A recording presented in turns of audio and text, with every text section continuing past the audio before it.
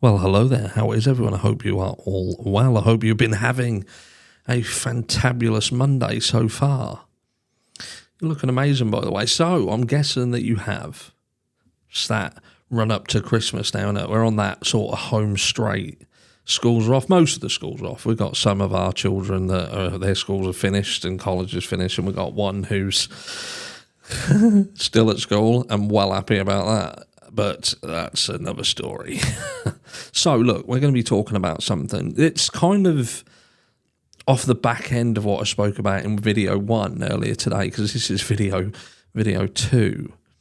And I want to, before I go into this, I just want to talk about one thing, and that is that, look, this Idaho 4 case has been surrounded by sadness. We're going up to Christmas, and Christmas should be a happy time. And I appreciate it's not a happy time for everybody, but tragedies all over the world. Do you know what I mean? Some tragedy we get to be part of. We get to see it. We get to hear about it. Some of us are going through tragedies ourselves, and some don't get seen. They don't get heard. And, we must remember that. When as much as we see what we see, there's a lot that we don't see. And as I try to appreciate that not everybody has happiness around them. Some people do have sadness. Some people are alone. They're going to be alone at Christmas. And I think to myself, with respect to the Idaho 4 case, we consider these poor families who lost their children and brothers and sisters and nieces and nephews. And, there's another Christmas now coming up, and we've still got a long way to go. Potentially another Christmas, maybe 2 Christmases without a conclusion. But it's also important to understand that when you've got somebody who is accused and not yet guilty, and even if they're found guilty, even if they're the person who did it, this situation doesn't just affect the victims in terms of who lost their lives. It's the families of that accused as well. They've got a Christmas where their life has also been turned upside down.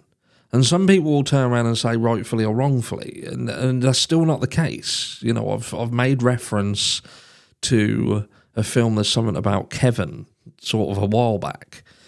And we know all too well that when somebody is found guilty of a heinous crime, it's almost like the families are accused alongside them. They're tarnished with the same brush, and that's real sad. It's real sad. It's again, that's that empathy thing, isn't it? It's very difficult for people to detach the monster from the family. But I think it's important to understand that Brian's family this Christmas are going to be without their son.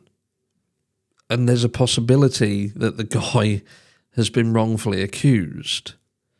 So you've also got Brian himself who's inside. Now just take a moment to consider if this guy didn't do it, which is going to lead me on to this next story, because I know some of you will be raising your eyebrows when I say that, and they're going to be like, oh, here we go.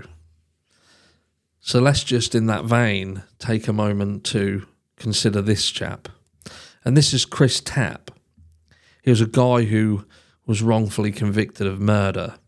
And he's just died. We touched on this guy the other day. And he died in November. He had an accident. Sounds like he had a head injury that led to his death. And that came just a few weeks after his wife also died in an accident.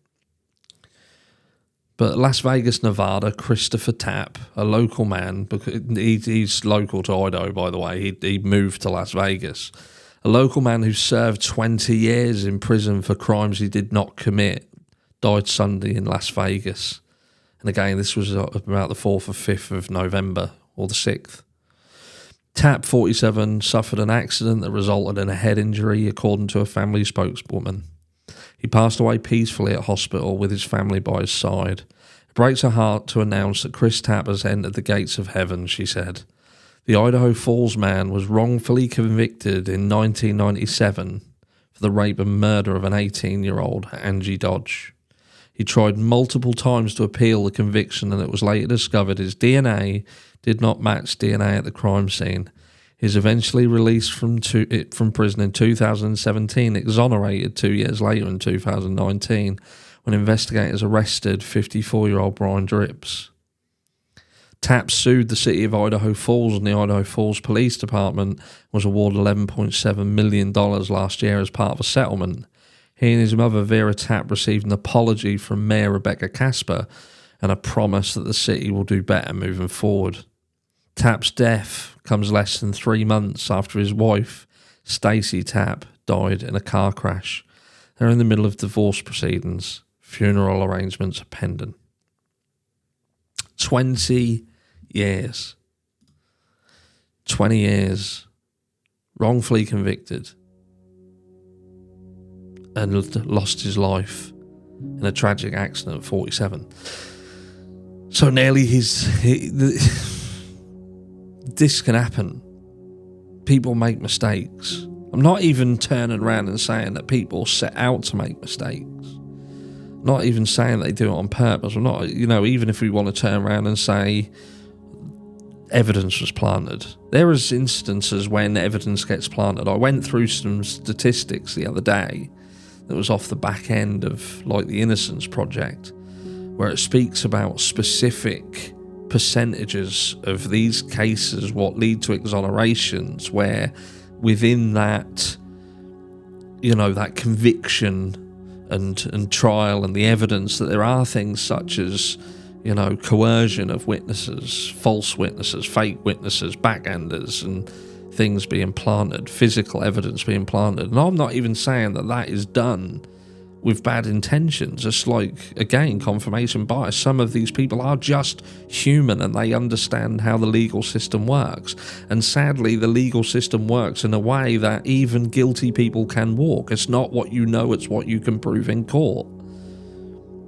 And some of them just want the person who they feel has done it to pay so badly they're willing to do things that they shouldn't do to make sure it happens.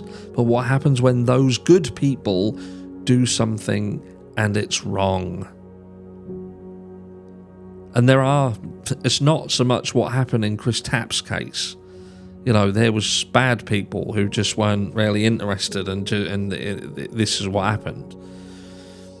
But it's not always bad people that do bad things and lead to bad things. Sometimes it's good people with good intentions that do things that are just wrong because they're humans and humans make mistakes. But can we not just step back and try and be a little bit more human, have a little bit more empathy to everybody around this case? Or am I just asking too much? Let me know down below what you think. I'll catch you all in the next one.